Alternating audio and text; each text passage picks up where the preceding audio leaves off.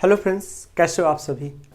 आज fundamental duties की बात करेंगे। एक छोटा वीडियो, बहुत छोटा वीडियो में मैं इसको बताऊंगा कि मूल कर्तव्य क्या है, मूल कर्तव्य क्या होते हैं, ये कितने हैं और किस प्रकार पढ़ा जाए, इनकी विशेषताएं क्या है, ये सारी चर्चाएं मैं इस वीडियो में कर रहा हूँ। तो चलिए स्टार्ट करते हैं। भारतीय संविधान में वैसे मूलतः मूल कर्तव्य नहीं था, फंडामेंटल ड्यूटीज़ नहीं थे। हालांकि संविधान सभा में जब संविधान का निर्माण हो रहा था तो मूल कर्तव्य को जोड़ने की बड़ी जोरों शोरों से आवाज उठी थी, लेकिन उस समय संविधानवेत्ताओं ने इसको उचित नहीं समझा। बाद के वर्षों में एक कमेटी बैठाई गई, स्वर्ण समिति।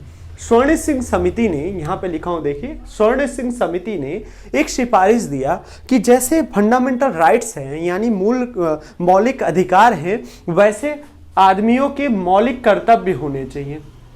मौलिक कर्तव्य होने चाहिए। मौलिक कर्तव्य, देखिए मूल कर्तव्य लिखूं या मौलिक कर्तव्य लिखूं, ये हिंदी की बातें हैं, बहुत विशेष फर्क नहीं पड़ता, दोनों चीजें कही जाती। ठीक, तो स्वर्ण सिंह समिति ने एक सिफारिश दिया कि भारतीय संविधान में मूल कर्तव्य होना चाहिए, नागरिकों के एक कर्तव्य की एक डायरी होनी चाहिए, कर्तव्य की श्रृंखला होनी चाहिए कि नागरिकों को ये करना है। ठीक, वही स्वर्ण सिंह समिति की सिफारिश पर 42वें संविधान संशोधन 1976, 42वां संविधान संशोधन, इसे मिनी कॉन्स्टिट्यूशन भी कहते हैं, कई बार बातें आ गई, मिनी कॉन्स्टिट्यूशन, छोटा संविधान कहते हैं इसको। 42वें संविधान संशोधन हो, 42वें संविधान संशोधन में स्वर्ण सिंह समिति के सिफारिश पर भाग 4 को जोड़ा गया। भाग 4 में इकलौता आर्टिकल अनुच्छेद 51A को जोड़ा गया।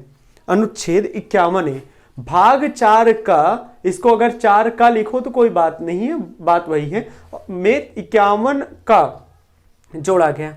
स्वर्ण सिंह समिति की सिफारिश पर किया गया। कुल बेसिकली ये 10 जोड़े गए थे, जब शुरुआत हुई थी तो 10 जोड़े गए, लेकिन 86वें संविधान संशोधन 2002 में, ये देखिए लिखा हूं, 11वें मूल कर्तव्य को जोड़ा गया। 11वें मूल कर्तव्य को जोड़ा गया, वो क्या था? शिक्षा का अधिकार, कि बच्चों के जो पेरेंट्स हैं, बच्चों के अभिभावक का यह कर्तव्य होगा कि वो बच्चों को 6 से 14 वर्ष के बच्चों को शिक्षा प्रदान करे, उचित और समुचित शिक्षा प्रदान करे। राज्य और सबका दायित्व होता है। ये गैर न्यायोचित है, इनके उल्लंघन पर सजा का प्रावधान नहीं हो सकता। आप इनके अगर मान लो कोई मान रहा है या नहीं मान रहा है तो इसके लिए आप सुप्रीम कोर्ट या किसी भी कोर्ट में नहीं जा सकते। एक तरह के नैतिक मूल्य हैं, एक तरह के नैतिक मूल्य हैं। नागरिकों को एक डायरी दी जा रही है, एक सिफारिशों की लिस्ट दी जा रही है कि ये आपको करना चाहिए। नैतिक मूल्य के बारे में चर्चा की रही। उल्लंघन पर कोर्ट नहीं जाया जा सकता, परंतु किसी नियम के संवैधानिक मान्यता प्रदान करने में उपयोग किया जा सकता।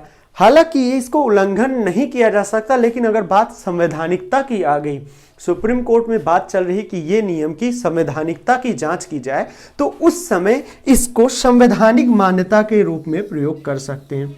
कैसे प्रयोग कर सकते हैं? संवैधानिक मान्यता के रूप में प्रयोग कर सकते हैं। ठीक है, ये नागरिकों के लिए एक सचेतक के रूप में कार्य करता है, एक कह दूं एलाम के रूप में कार्य करता है। संसद इनके पूर्ण न होने पर संसद को यह अधिकार भी दिया गया है, जैसे मैंने कहा संवैधानिक मान्यता, संसद को यह अधिकार है कि इनके पूर्ण न होने पर दंड का प्रावधान कर सकती है। संसद को यह अधिकार प्राप्त है। ठीक है, फिर से देख लेते हैं। भाग 4 के अनुच्छेद 51A में 11 मूल कर्तव्य के बारे में दिया गया है। चलिए लास्ट में मैं आपको पूरी तरह डिटेल में देता हूं कि इन 11 मौलिक कर्तव्य क्या क्या हैं। चलिए देख लीजिए। बाकी आप मेरे टेलीग्राम चैनल को ज्वाइन कर लीजिएगा और सब्सक्राइब जरूर करके जाइएगा। बड़ी मेहनत हो रही है पॉलिटी की। धन्यवाद। पहला, प्रत्येक नागरिक का यह कर्तव्य होगा कि वह नागरिक संविधान का पालन करे, उनके आदर्शों, संस्थाओं, राष्ट्रध्वज, राष्ट्रगान का आदर करे। दूसरा, स्वतंत्रता के लिए हमारे राष्ट्रीय आंदोलन को प्रेरित करने वाले आदर्शों को हृदय से संजोए और उसका पालन करे। तीसरा, भारत की प्रभुता, एकता, अखंडता की रक्षा करे और उसे अक्षुण्ण रखें। चौथा, देश की रक्षा करे। पांचवा, भारत के सभी लोगों में समरसता और समान मातृत्व की भावना का निर्माण करें। छठा, हमारी सामाजिक संस्कृति और गौरवशाली परंपरा का महत्व समझें और उसका निर्माण करें। सातवां, प्राकृतिक पर्यावरण की रक्षा करें और उसका संवर्धन करें। आठवां, वैज्ञानिक दृष्टिकोण और ज्ञानार्जन की भावना का विकास करें।